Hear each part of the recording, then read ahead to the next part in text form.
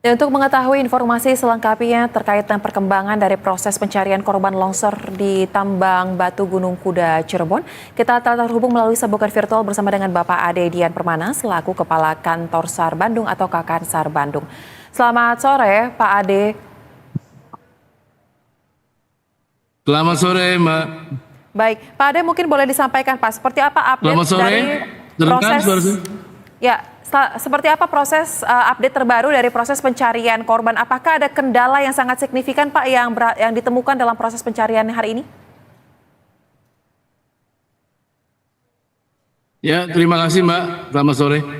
Jadi tim SAR gabungan sampai sore ini masih melaksanakan operasi pencarian terhadap 11 korban yang diduga masih ada di dalam tertimbun bebatuan. Jadi memang hambatan yang sangat berarti buat kami tim SAR di lapangan adalah dikhawatirkan dengan terjadinya longsor susulan, kemudian timbunan material bebatuan yang sangat tebal. Seperti itu, Mbak. Baik, sampai dengan saat ini Pak, dengan kondisi medan yang seperti Anda katakan ada potensi longsor susulan dan juga struktur tanah yang labil ini, bagaimana strategi pencariannya dilakukan oleh tim SAR gabungan? Ya, baik, Mbak. Jadi artinya tim SAR gabungan tetap melaksanakan operasi pencarian dengan pola penyisiran. Karena ada dua titik site atau worksite. Worksite A dan worksite B itu merupakan fokus titik pencarian tim SAR gabungan yang ada di lokasi longsor. Jadi memang kami mengkhawatirkan bahwa terjadinya longsoran susulan berkaitan dengan alat berat yang kami gunakan terhadap galian tumpukan material bebatuan yang sangat tebal. Seperti itu, Mbak. Baik. Kemudian Pak, untuk proses pencariannya sendiri, ini kalau tidak salah informasinya sudah masuk ke dalam kategori tanggap bencana darurat ya Pak ya. Jadi akan berapa lama proses pencarian ini dilakukan dan untuk hari ini sendiri apakah akan dilakukan sampai batas waktu tertentu mungkin? Ya, jadi memang tanggap darurat apa yang disampaikan oleh pemerintah daerah, kemudian begitu juga dengan 7 hari ke depan, artinya proses pencarian terhadap korban runtuhan di longsor akan kami lakukan sampai dengan 7 hari ke depan. Namun demikian apabila pada saat 7 hari korban belum diketemukan, tapi masih ada tanda-tanda atau artinya batas akhir 7 hari itu kita bisa melaksanakan perpanjangan berdasarkan nanti dari pihak keluarga maupun pemerintah daerah. Demikian, Mbak. Baik. Kemudian Pak, terkait dengan proses pencarian sendiri, sejauh ini ada berapa banyak alat berat dan juga personil yang diturunkan dalam proses pencarian tersebut dalam 2 titik yang Anda katakan, site A dan site B? Ya, baik, Mbak. Jadi artinya di lapangan, di lokasi, di site itu ada alat berat. Kita ada 5 alat berat yang beko yang 5, kemudian ditambah lagi dengan 2 loaders. Jadi totalnya ada 7 alat berat. Memang kondisi longsor ini tidak bisa dilakukan secara manual, artinya tetap kami tim SAR gabungan melakukan pencarian dengan proses menggunakan alat berat seperti itu. Baik, nah dengan kondisi struktur tanah yang labil dan ada juga potensi longsor susulan, kira-kira ke depannya Pak, apakah tim SAR gabungan ini memerlukan bantuan dari pihak lain mungkin agar proses pencarian ini bisa dilakukan dengan lebih efektif atau mungkin ada alat-alat tertentu yang dibutuhkan? Ya, baik. Jadi kami sudah bekerjasama dengan Polda Jawa Barat, artinya nanti di dalam proses pencarian kami dibantu oleh K9 atau Sardok menggunakan anjing pelacak untuk bisa mengetahui korban-korban yang ada di longsoran. Seperti itu, Mbak. Baik, berarti dengan apa yang sudah ada saat ini kurang lebih sudah cukup membantu ya Pak ya. Nah kemudian Pak, dari 14 korban yang berhasil ditemukan dalam kondisi meninggal dunia, mungkin bisa Anda jelaskan juga Pak, posisinya mereka tuh sangat tertimbun dalam dari reruntuhan batu tersebut atau seperti apa saat ditemukan kondisinya?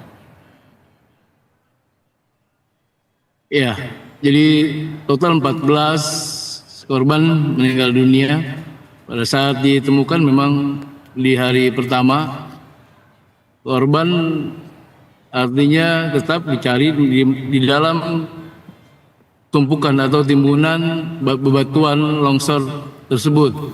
Dan sampai saat ini pun sama, artinya tim SAR gabungan di lapangan mencari korban di reruntuhan itu dengan menggunakan alat berat, artinya kami menggali di kedalaman yang bisa diperkirakan mungkin lebih dari 5 meter ketebalan material yang ada di longsor bebatuan.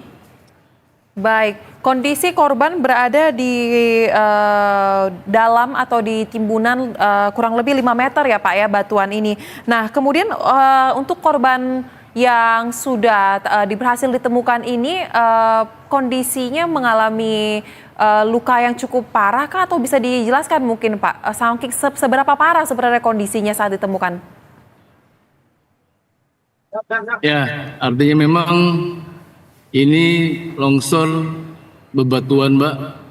Mungkin beda dengan longsor yang materialnya dalam bentuk tanah. Kalau ini bebatuan, artinya batu-batu besar yang longsor dari atas.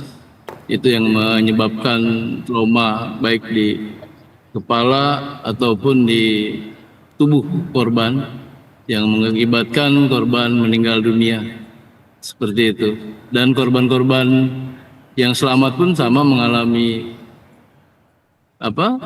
trauma di kaki atau di tangan. Tapi memang tidak semua korban selamat ini, ada juga yang mengalami luka ringan. Seperti itu, Mbak.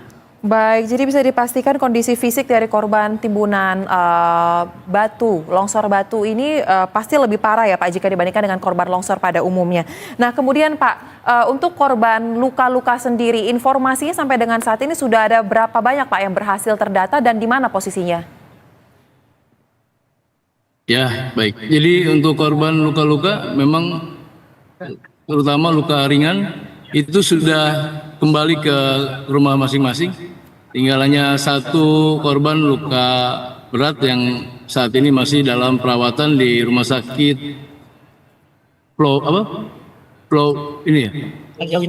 Arja Winangun sama Mitra Plumbon seperti itu Mbak. Jadi yang saat ini dirawat di Mitra Plumbon.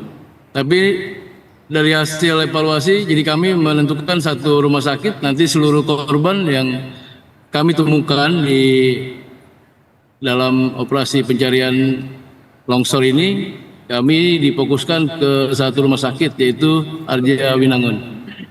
Demikian, Mbak. Baik, berarti ada satu korban luka berat yang masih dirawat di rumah sakit, sisanya sudah kembali ke rumah ya Pak. Nah Pak, kemudian dari gambar yang diputar di layar kaca terkait dengan proses evakuasi, terlihat bahwa memang sepertinya lokasi pencarian ataupun lokasi longsor ini cukup rentan akan adanya longsor susulan seperti Bapak katakan tadi ya Pak ya.